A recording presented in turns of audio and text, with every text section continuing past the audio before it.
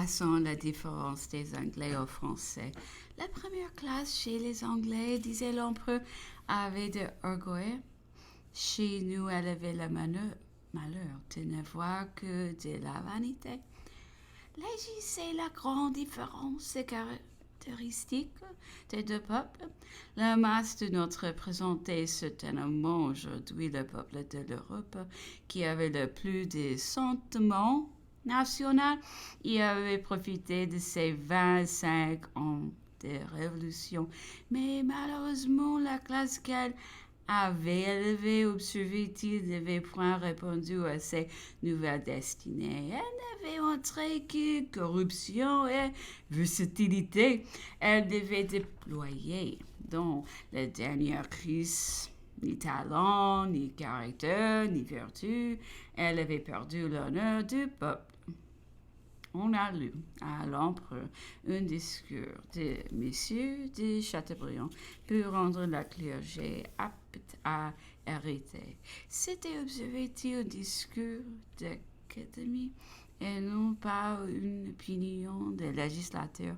Il y avait beaucoup d'esprit, peu de sens, aucune vue.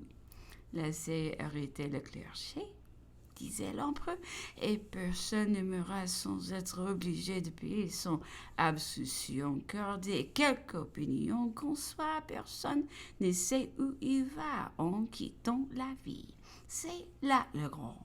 Le dernier compte aussi, personne ne peut répondre de son dernier sentiment ni de la force de sa tête. Qui peut dire que je ne mourrai pas dans les bras d'un confesseur et qui ne me fera pas faire monde honorable pour le mal même que je n'aurais pas fait? Du reste, à observer quelqu'un ici, monsieur de Chateaubriand, soutient une opinion plutôt qu'un sentiment. On a des raisons de croire qu'en religion et en politique, il prêche souvent ce dont il n'est pas convaincu.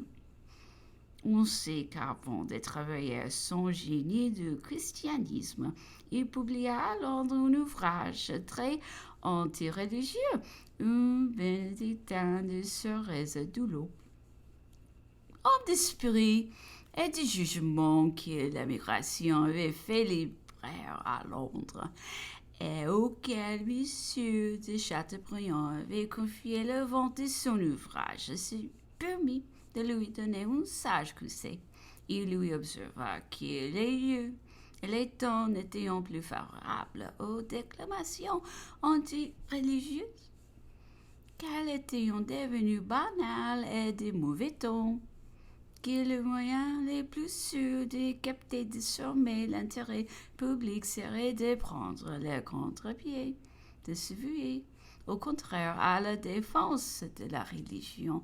Monsieur de Chateaubriand le crut et fit son génie du christianisme, où le bénédictin avait si bien jugé le choix du moment qu'il est à croire qu'ici le génie du christianisme venait à paraître aujourd'hui en dépit de tout son mérite intrinsèque, il n'obtiendrait pas parmi nous tout le succès qu'il a eu. La nomination de l'auteur du génie du christianisme est précisément à la négation de Rome fut considérée dans le temps comme une vraie galanterie de la part du premier consul et reçue par M. de Chateaubriand comme un premier triomphe qui lui ont assuré de bien plus grands encore dans la capitale du monde chrétien au sein des princes de l'Église. Mais il ne tarda pas à se convaincre d'un gros mécompte, car on se montra fort scandalisé à Rome de voir la religion transformée en ramin, et les docteurs réprouveront son balancer le génie du christianisme qui disait hérisé d'hérésie.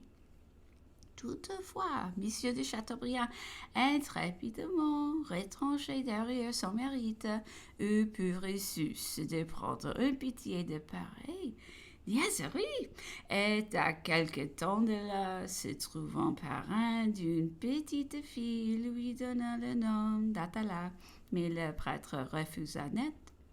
tandis que, de son côté, M. de Chateaubriand insista avec toute l'obstination d'un Hutu et la fierté d'un ambassadeur.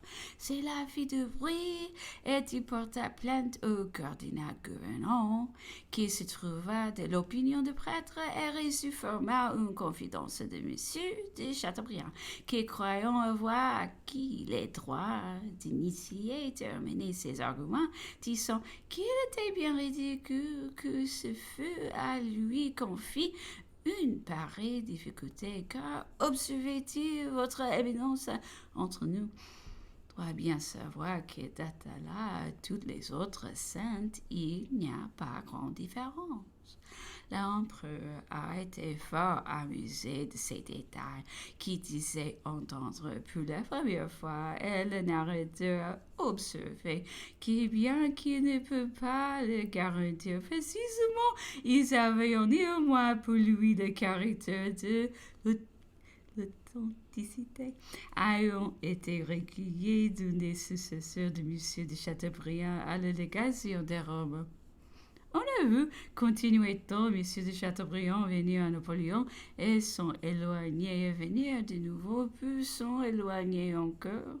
Et lorsqu'il a été à son service, l'empereur s'est plaint de sa malveillance, de sa déloyauté, notamment dans sa légation de Rome auprès du vieux roi des Sardaigne.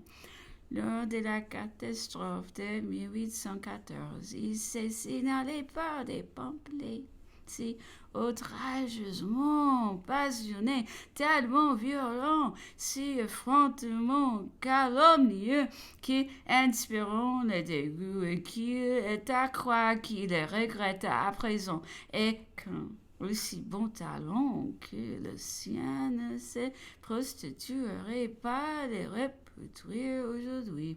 Quelques années avant nos désastres, l'empereur, lisant quelques morceaux de cet écrivain, demanda comment il se faisait qu'il ne fût pas de l'Institut.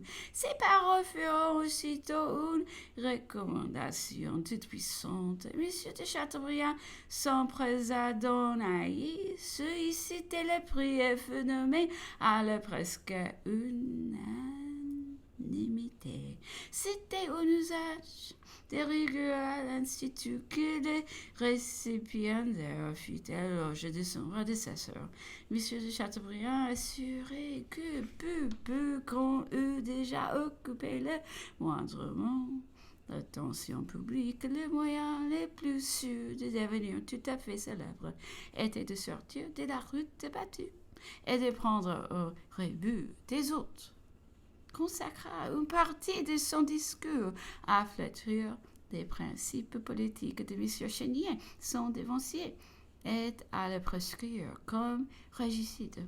Ce fut une vraie plaidoyer politique où il discutait la restauration de la monarchie, le jugement et la mort de Louis XVI. Ce fut alors un grand remue dans tout l'Institut, les uns refusant de tendre un discours qui leur paraissait indécent, d'autres, au contraire, appuyant pour qu'on admit la lecture.